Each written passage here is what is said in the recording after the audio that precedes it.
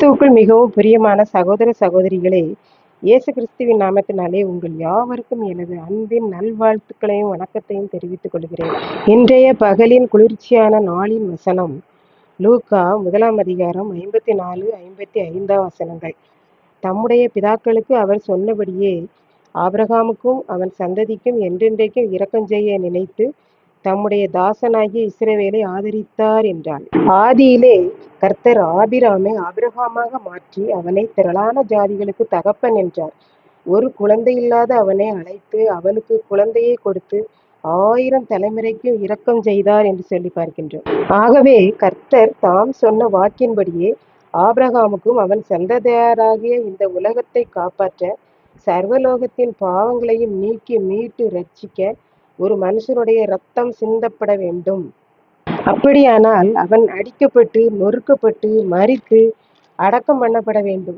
பின்பு 3ஆம் நாளில் உயிரோடு எழுந்து சகல நாளும் நம்மோடு கூட இருக்க வேண்டும் என்பதற்கு அர்த்தமாய் இந்த வசனம் குறிப்பிடப்பட்டிருக்கிறது என்று சொல்லி நாம் பார்க்கின்றோம். தம்முடைய தாசனாகிய இஸ்ரவேல் சந்ததியாரை ஆதரித்துக் கொள்வதற்காக தன்னுடைய ஒரே குமாரனையே உலகத்திற்கு அனுப்பியிருக்கிறார் என்பதை பரிசுத்த ஆவியால் நிறைந்தவளாய் தன் வயிற்றில் உள்ள குமாரனை குறித்து சொல்லியிருக்கிறாள் என்று சொல்லி நாம் பார்க்கின்றோம்.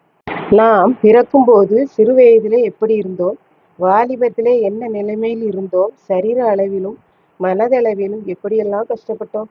இப்போது உங்களையும் என்னையும் தேவன் எப்படி ஆதரித்திருக்கிறார், எப்படி இரக்கம் செய்திருக்கிறார், எப்படி ஆசீர்வதித்திருக்கிறார் என்பதை நாம் சிந்தித்து பார்க்கிறோம். ஆபிரகாமுக்கும் அவன் சந்ததிக்கும் இரக்கம் செய்ய நினைத்த ஆண்டவர் நமக்கும் நம் சந்ததிக்கும் என்றென்றைக்கும் இரக்கம் செய்வார் என்பதில் எந்த சந்தேகமும் இல்லை.